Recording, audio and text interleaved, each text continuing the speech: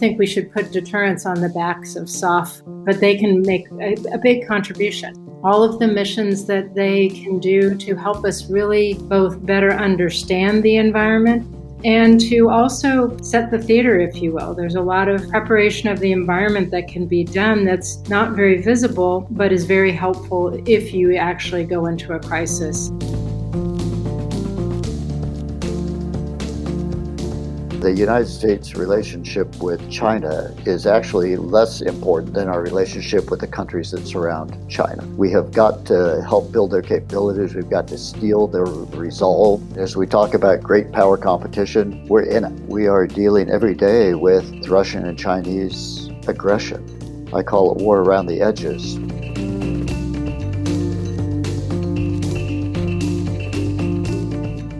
Welcome to episode 30 of the Irregular Warfare Podcast.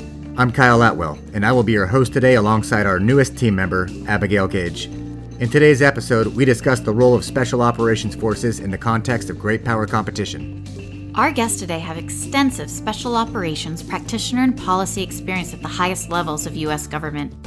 They argue that Special Operations Forces, known as SOF, need to reset following the past 2 decades focused on counterterrorism and counterinsurgency in the war on terror.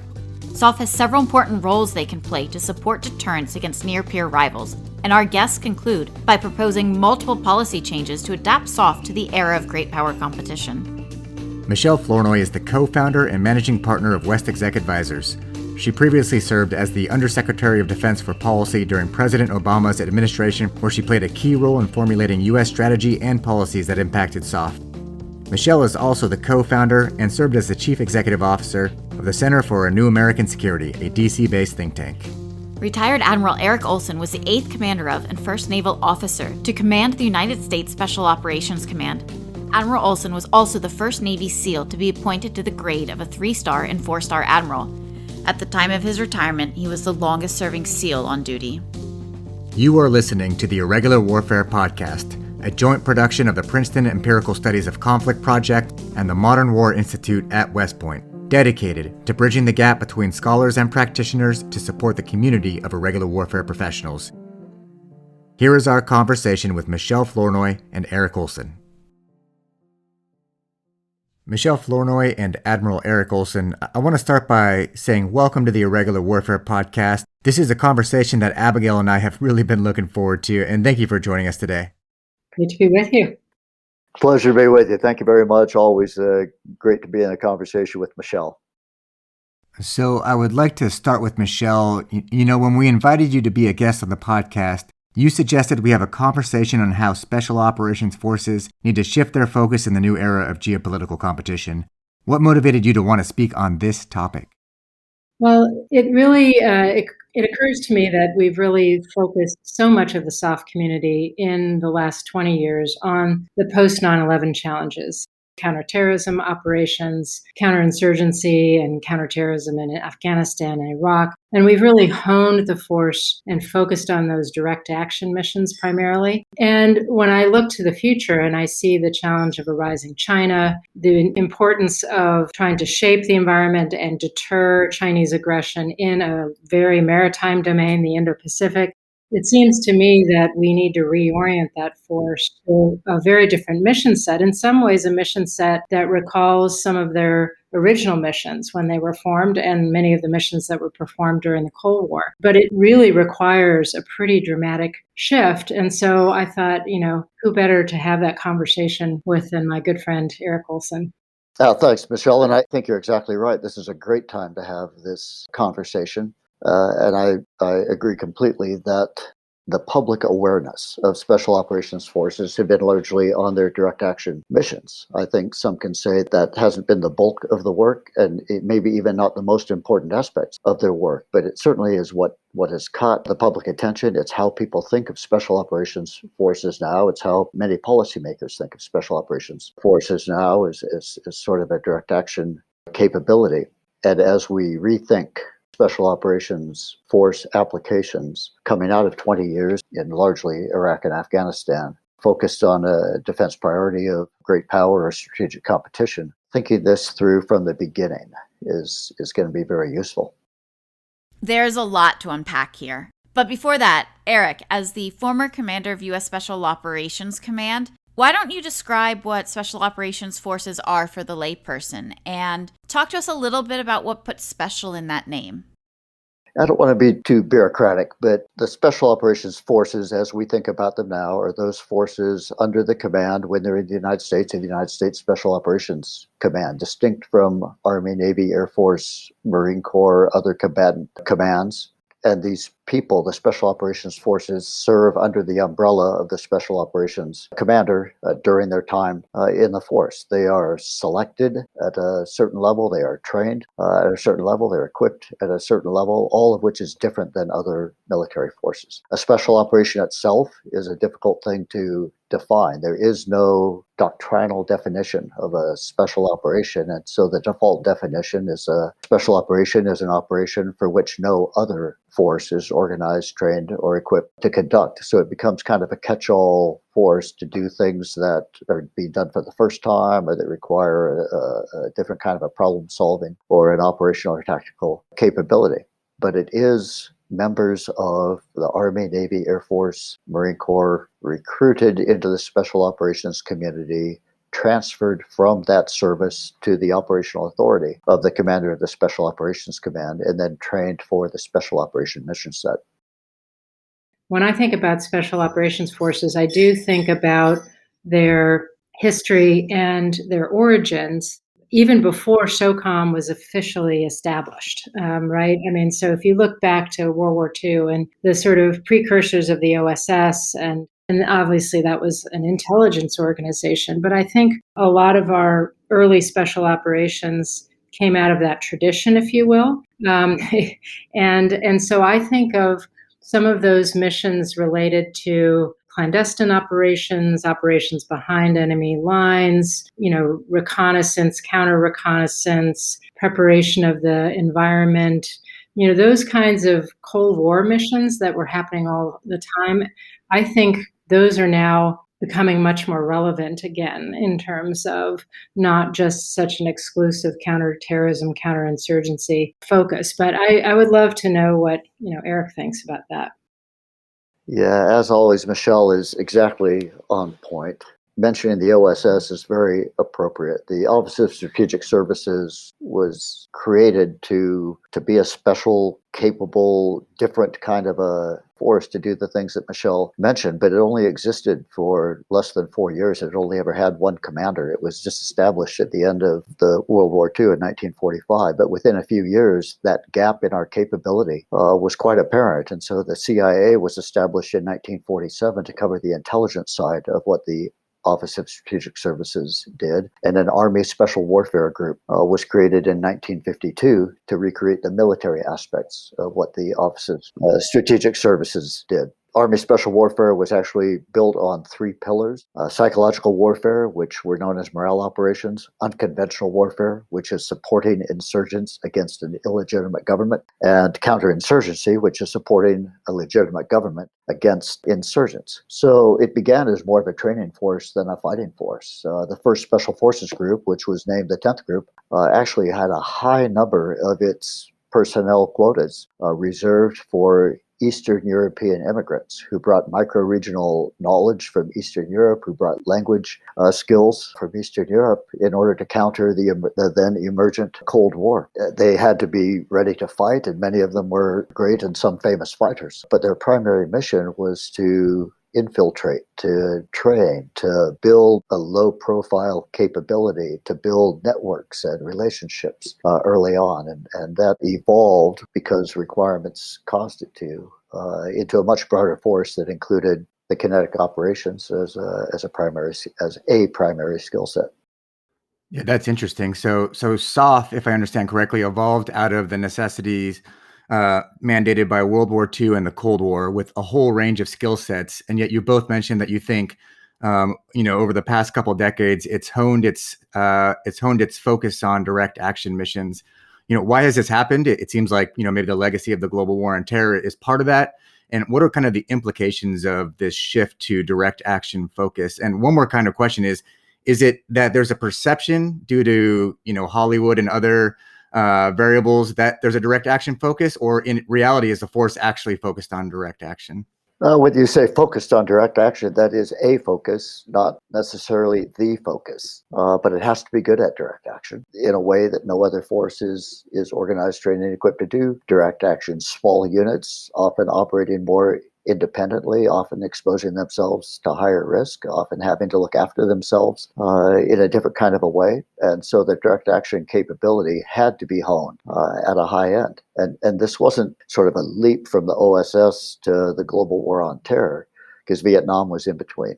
And the operations in Vietnam required direct action, sort of the emergence of the Green Berets in their more current form, the Navy SEALs in their more current form, were a result of Vietnam, where often they were single cycle of darkness operations. You went out and did a thing and came back, and then regrouped to the next thing. And those were often direct action operations. I don't want to say that all they did in Iraq and Afghanistan was counter-terrorist kinetic action. That actually was not the brunt of what they did. They were out in far greater numbers. They were out in the villages. They were training Afghan and Iraqi forces. They were living in the hinterland for long periods of time. They were supporting conventional operations in a large number of ways. But sort of the public attention was on their dramatic raids, which occurred every night. But something every night in a spectacular way is in addition to something that occurs every day and every night in a less spectacular way across the rest of the country. Yeah, I mean, I think it's always been a mix, but Kyle, I think you're onto something. The public imagination, the public view of SOF really does come from Hollywood, and the focus on, stupendous kinetic or, direct action operations, whether it's the Bin Laden raid or the rescuing of Captain Phillips and his crew. I mean, these are the legends that everybody has in mind. And what I think people don't realize is how much is going on around the world that is of a different nature, which is building the capacity of partner forces, be it for counterterrorism operations or for other purposes. One recent example, I remember General Tony Thomas, when he was head of SOCOM, he put a lot of teams, Army Special Forces teams, into the Baltics to try to help the Baltic states thicken their defenses. And he said, we're trying to create the Baltic states as porcupines that will be indigestible to the Russian bear, meaning, help them put in place all kinds of things that would actually make it very challenging and very painful and much, more arduous if the Russians were to come across the border. That, to me, is the kind of indirect mission, if you will, capacity building mission, working with partners and allies, that is going to be much more relevant as we look to the future and we think about how do we improve the capabilities of our allies and partners to defend themselves, to police their own sovereignty, to be able to contribute to deterring aggression by, say, a rising China, in a territorial dispute or something like that. I do think it's always been a broader set of missions. It's just that the focus in the popular understanding of SOF is kind of narrowed to the specific counterterrorism piece, even though the mission set has been broader all along. So as we've discussed the different roles of SOF, especially the attention on direct action versus their other focuses on indirect action and capacity building, it seems that SOF is often a favorite tool of policymakers, the department itself, and the White House. Has SOF become overextended? And if so, how will that impact their ability to shift focuses as we move into this new era of great power competition?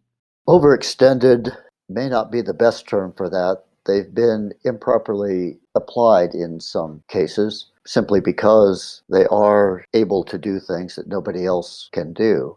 I think there was a period a few years ago at the sort of the height of Iraq and Afghanistan when they were meeting themselves, coming and going, and were clearly overextended. I mean, back to back deployments for some of the operators. But the idea of overextension, I think there's a high expectation that they will be able to do almost anything.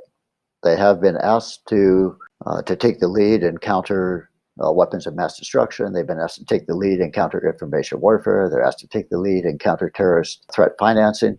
They're asked to take the lead in these things that don't neatly fit anywhere else. So if that equates to overextension, then I think you can make that argument.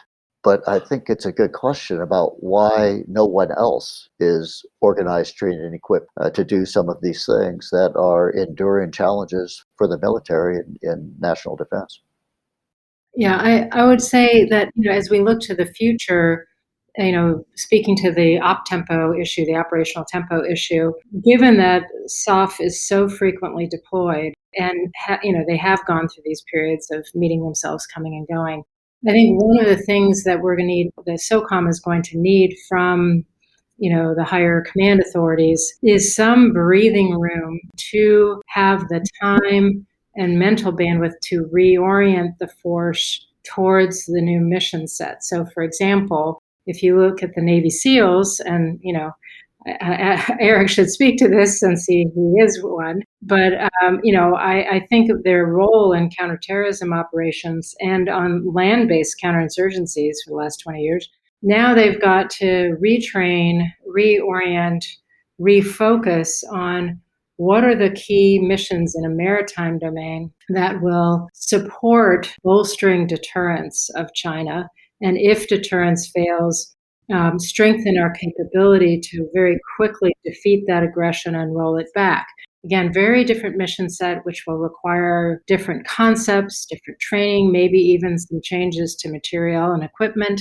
But you can't do that reorientation if you are constantly deploying to CENTCOM or wherever. So I do think there's a organized, train, and equip piece to this that they need to have time for. Yeah, I would agree with that. Absolutely. The last 20 years have caused many elements of the Special Operations Force to sort of drift away from their traditional mission areas. The SEALs haven't spent as much time in the water. The Army Special Forces, who are regionally focused, have been primarily focused on the Middle East, and they've given up some other global experience in order to do that. And so there is a requirement to think about what is important with respect to the new world situation that we're in. And it is a different security environment. I mean, the rise of China is certainly a factor, a more aggressive Russian behavior, the pursuit of nuclear weapons by certain nation states. Those are different than they were 10 or 20 years ago and need an adjustment to address those. When you think about the costs of the wars in Iraq and Afghanistan and the surge of resources required often, and this isn't a statement about whether those were the right decisions, it's undeniable they were costly, though, and required a lot of attention from the troops. If I understand, one of the costs we might be thinking about is essentially our troops' ability to maintain some of their core competencies. But maybe we've lost some of that, if I'm understanding correctly, because we've been focused on one mission at the expense of being able to adapt and think about other missions that might be developing. Yeah, I would just also say, I think the other thing that is so different in the future is the environment. I mean, so it's not necessarily that they only did one mission focus, but they were in an environment that is so different than the one that we will see the bulk of our focus on in the future. And not only in terms of being predominantly maritime and, full of island chains and all kinds of different geography, but also in terms of the concepts and the approaches that need to be developed. This is as much about thinking through new concepts for deterrence and how to complicate the attack planning, the calculus of a competitor, how to shape the environment to constrain their ability to launch successful aggression, how to build capacity of others to join us in that endeavor. It's just a very different political, geographic, and physical environment. And oh, by the way, all of your C4ISR in the theater is going to be constantly contested and disrupted and jammed. And so it's going to require some rethinking, a different mindset, and then obviously the training that goes along with that to really be ready for that. Yeah, and it's real and it's now. This is not a future of warfare. This is where we are now. I mean, as we talk about great power competition, we're in it. We are dealing every day with Russian and Chinese aggression. I call it war around the edges, but it's certainly we're in conflict. And the nations that surround China feel that every day. And so, I mean, I'm kind of getting into Michelle's lane here, but my sense is that the United States relationship with China is actually less important than our relationship with the countries that surround China. We have got to help build their capabilities. We've got to steel their resolve as China is making extraterritorial claims, as they are doing intimidating behavior locally, as they're building up a military for regional dominance. All those countries that surround China, they're at the roulette wheel with a chip in their hand, and the wheel's spinning. They don't know whether to put it on black or on red. And if they put that chip on China, then we lose. If they continue to hold it in their hand or bet on us, then we'll be fine for a while. And so I think it's up to us. Military has a role in this, to maintain these relationships at a level that lets them know that we care how prepared they are to stand up to the Chinese threat and build. I like Tony Thomas's analogy about the porcupine. I mean, we need a bunch of porcupines around China as well as we do in the Baltics. Yeah, I would say, an old Asia hand once said to me, the best China policy is through allies and partners. And I do think that we need a much more strategic approach to how we engage with those allies and partners, how we use our security assistance dollars to really have a plan with each of them on how are we going to help you to protect your sovereignty, have situational awareness, contribute to deterrence in a crisis, to really not just sell them shiny objects through the foreign military sales process, but to really have a plan that we're working towards together that governs our sales, our training, our capacity building, everything we're doing to try to get them to a different level of being able to both protect their own territory and waterways, but also to contribute to any kind of deterrence or any kind of deterrence operation we have in the future. At times, the discussion of great power competition, and specifically deterring China, makes me wonder if we could substitute Russia for China in the conversation and suddenly be talking about the Cold War. But what are the distinctions between the Cold War and this new era of great power competition, especially our competition with China? And what will be the long-term implications for special operations forces in this new era? Yeah, I would say, I don't think the Cold War frame is a good one for what we're going to be dealing with with China, because China is a fully integrated economy. It's part of the global economy. It's one of our largest trading partners, and that will continue in the future, even if we do a better job of kind of disentangling some of our supply chains related to things like national security and public health. And it really is about competition in all its dimensions: economic, technological, ideological, military.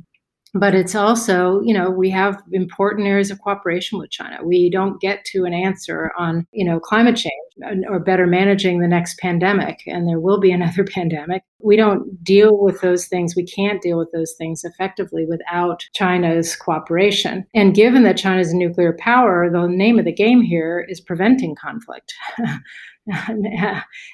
So, I mean, to me, it means focusing on deterrence, focusing on the ability to rapidly defeat and de-escalate if it comes to that. And again, I just think that's a very different set of missions than where we've been focused in the past. But not necessarily. I think if we think about it too much as like another Cold War, it puts us in the mindset of sort of taking probably lessons that aren't very helpful or maybe even unhelpful from the Cold War period in the Soviet Union.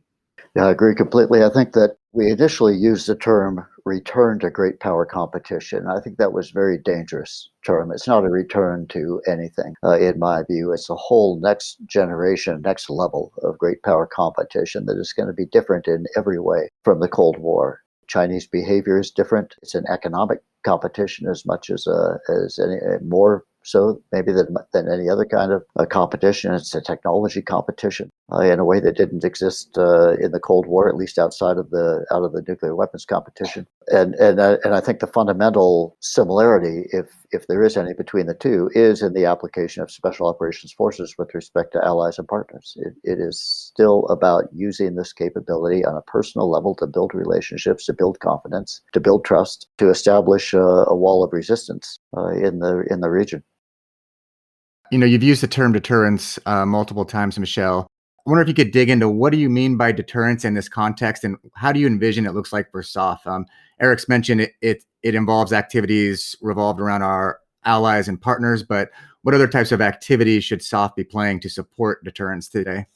Deterrence, if you unpack it, the first element is demonstrated resolve, ensuring that your competitor, your adversary, believes that you are committed to protecting a set of interests or allies or what have you. And I think in that regard, because there's a narrative of U.S. decline that's been taken hold in Beijing, given the early mishandling of the pandemic, given what it's done to our economy, given our internal political divisions and the events of January 6th, they really have come to drink their own Kool-Aid about U.S. decline, and that creates a mindset that is more ripe for miscalculation if they underestimate our resolve, our ability and willingness to show up and defend our interests and our allies. So that's thing one. Thing two is demonstrating capability to be able to thwart aggression, so stop it from being successful, or be able to impose such costs as to make it undesirable. And,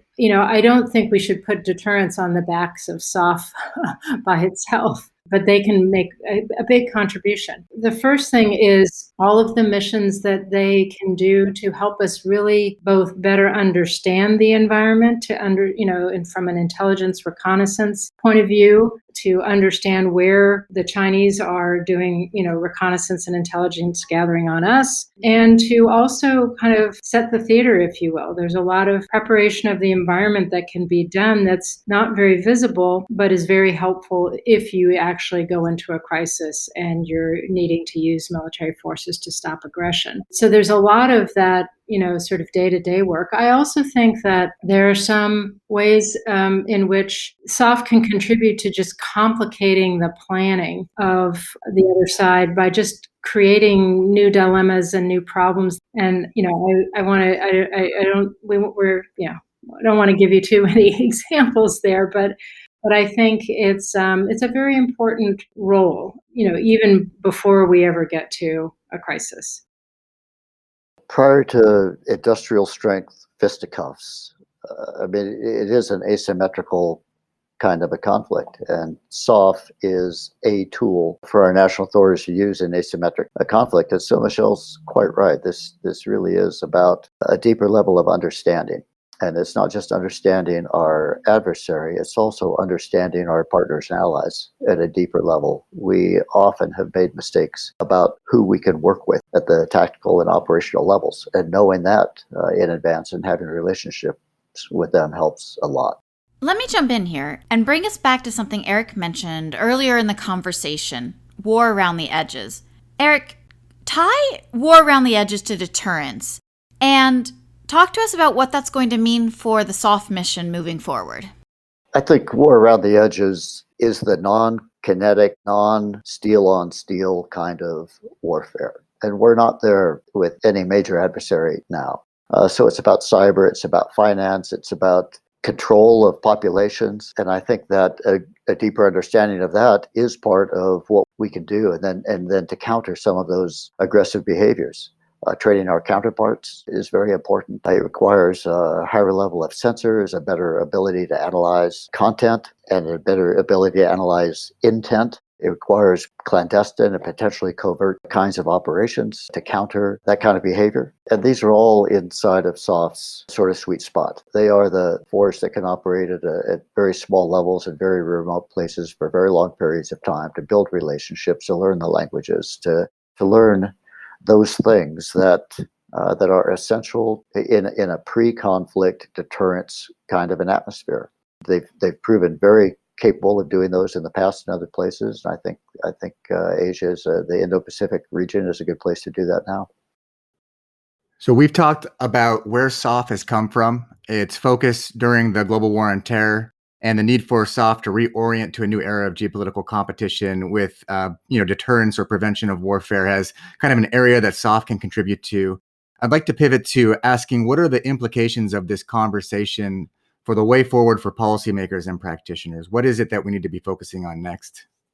So I would start by saying I think there needs to be some clarification at the level of strategy and policy for what the objectives of the military dimension of competition are. Competition is not an end in of itself. It is an approach or a part of an approach. So I'm hoping that the new national defense strategy will clarify what are we trying to achieve, and then to maybe in some of the more classified defense planning documents specify what are the particular priorities, for SOF going forward. What's the kind of basic expected division of labor, both day to day in the war around the edges, as Eric said, but also in crisis and, God forbid, a transition to conflict. So I think there's a lot of areas where policy can be clarified.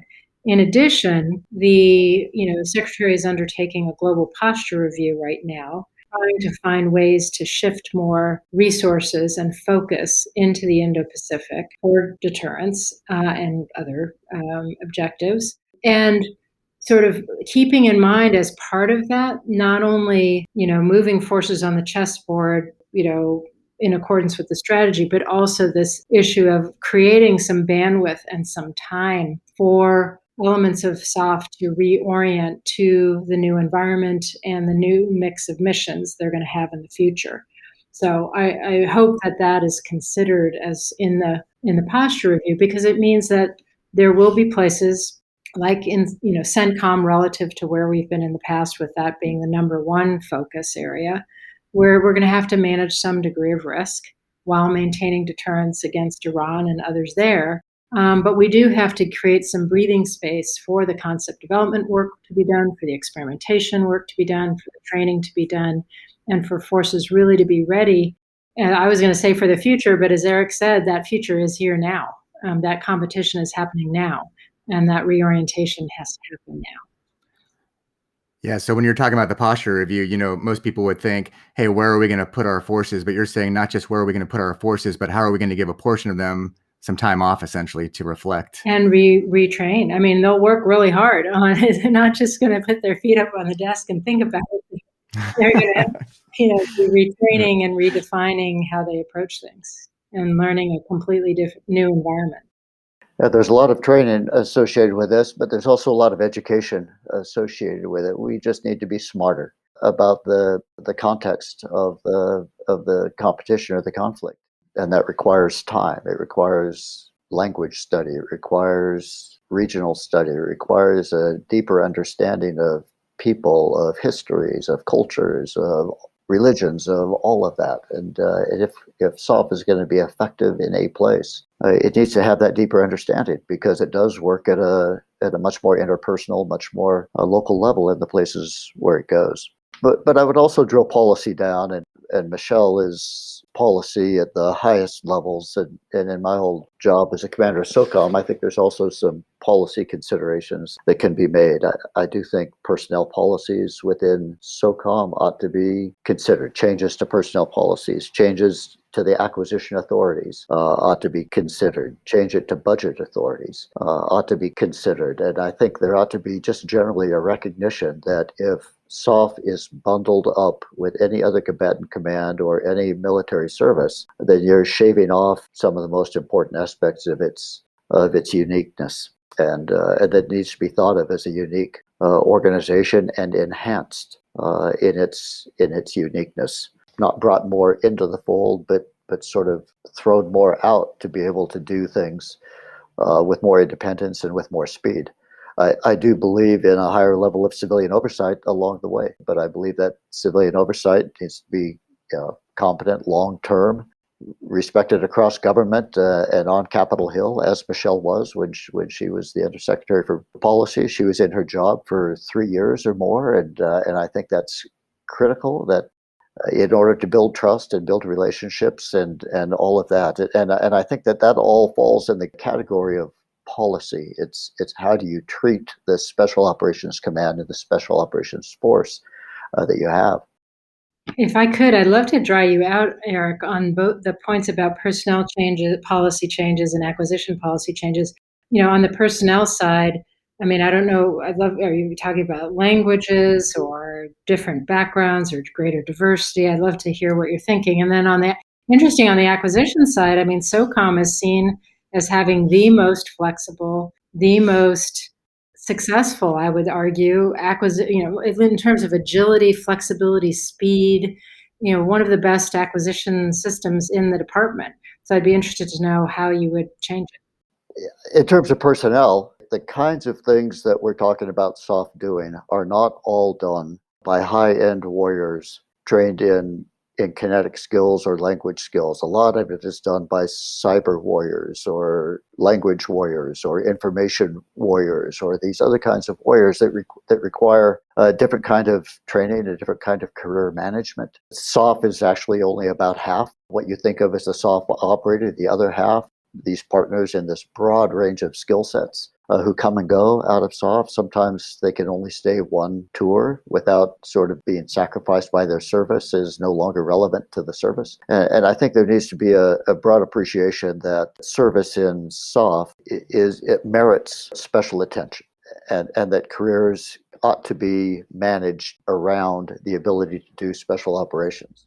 Do you have an example or a recommendation of a specific policy change to personnel management that would enable these conventional service members to support SOF throughout their careers? Yeah, SOF requires real experts in places. Using the Lawrence of Arabia analogy, we require the Lawrence of Colombia and the Lawrence of Pakistan and the Lawrence of Thailand and the Lawrence of wherever, and even more micro-regional than that. But you can't create those under current personnel structures. If you try to create those, you guarantee they'll never be promoted past the mid ranks, because those are aberrations in a career, not core to a career, the way that the services all select and promote people for higher ranks. SOF doesn't manage anybody's promotion.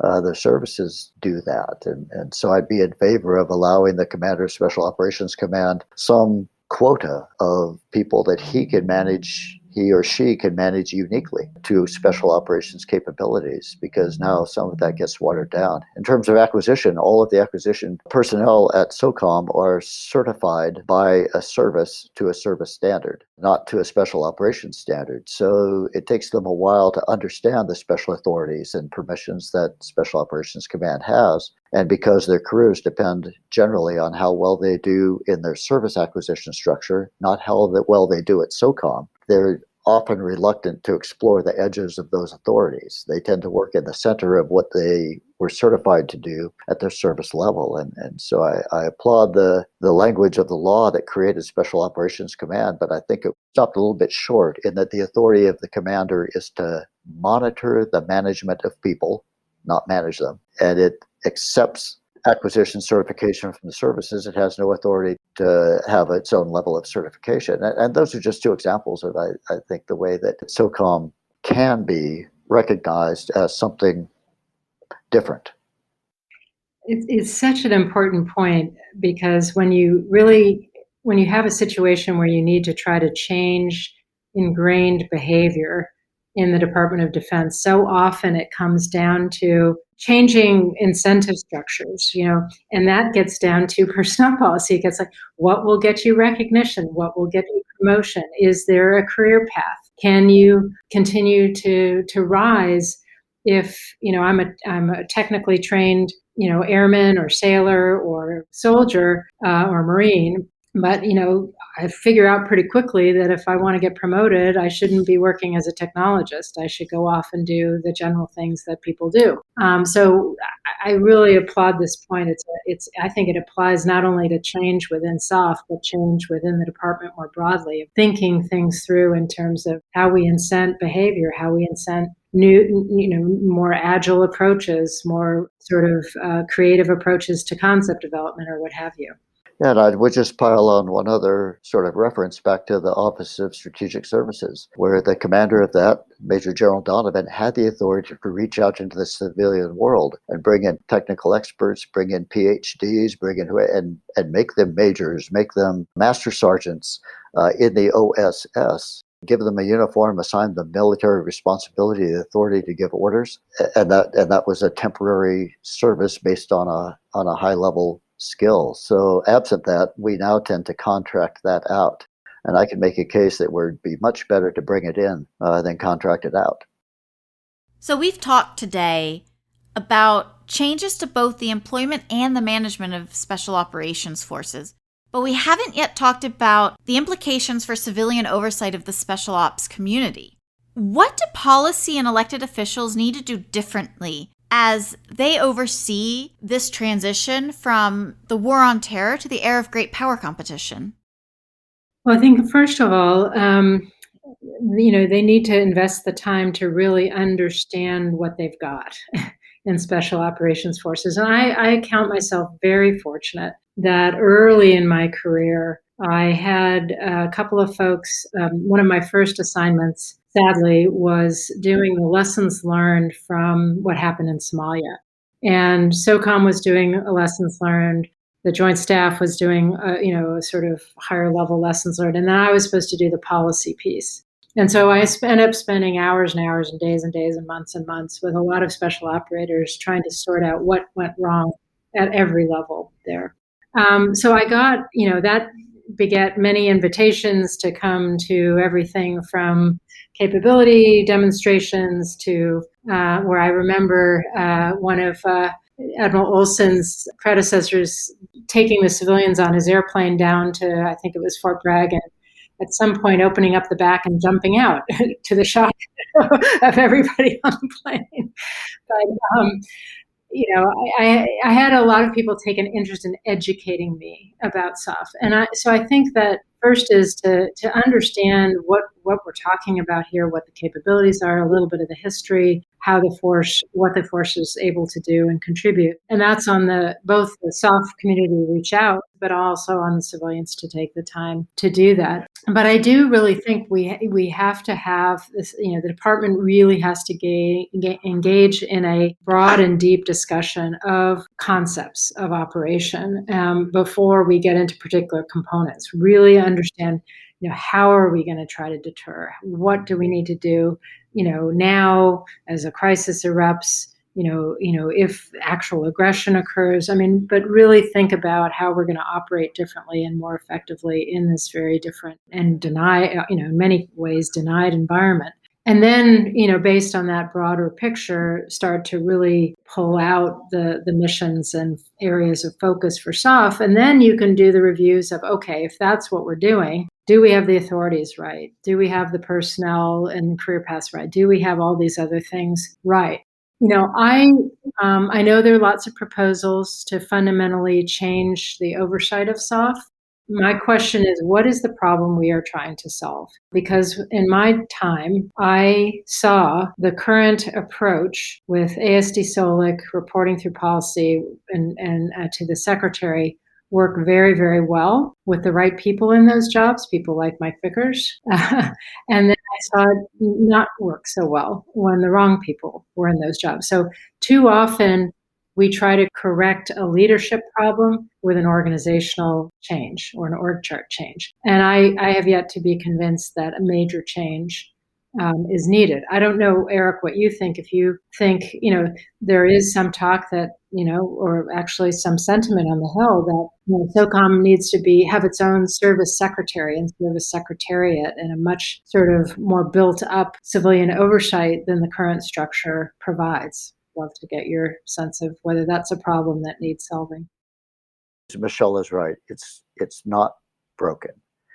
And I think that Secretary Austin has recognized that it really isn't broken. He's rolled back some of the changes that were made by his predecessor. And I think he's probably found a pretty good compromise now. And I applaud that as way ahead. There's also some discussion about SOCOM being a service. And I think that would be a serious mistake. There's talk about elevating SOCOM to have a seat on the Joint Staff. I don't think that's an elevation. I think it's a distraction. Right now, the commander of SOCOM reports directly to the Secretary of Defense. That works great with the Assistant Secretary for Special Operations and the Secretary of Policy in that chain.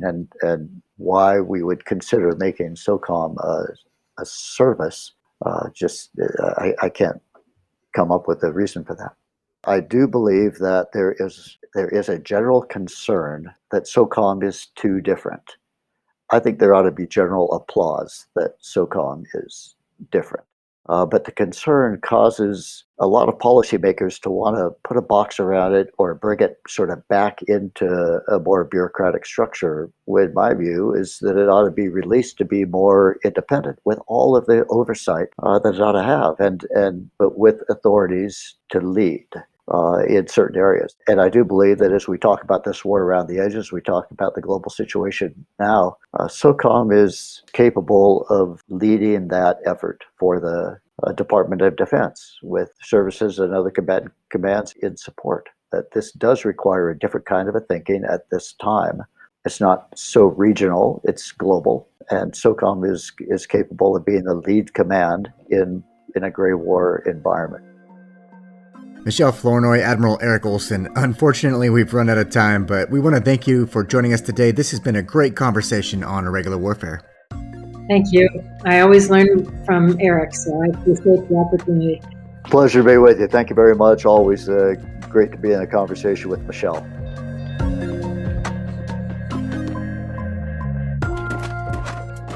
Thanks again for listening to episode 30 of the Irregular Warfare Podcast. We release a new episode every 2 weeks. In our next episode, Sean and I speak with Jessica Donati about her book, Eagle Down, The Last Special Forces Fighting the Forever War.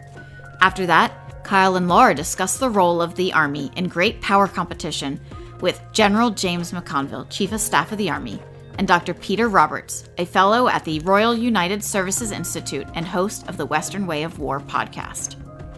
Please be sure to subscribe to the Irregular Warfare Podcast so you do not miss an episode. The Irregular Warfare Podcast is a product of the Irregular Warfare Initiative. We generate written and audio content, coordinate events for the community, and host leading thinkers in the field of irregular warfare as fellows. You can follow and engage with us on Twitter, Facebook, or LinkedIn. One last note.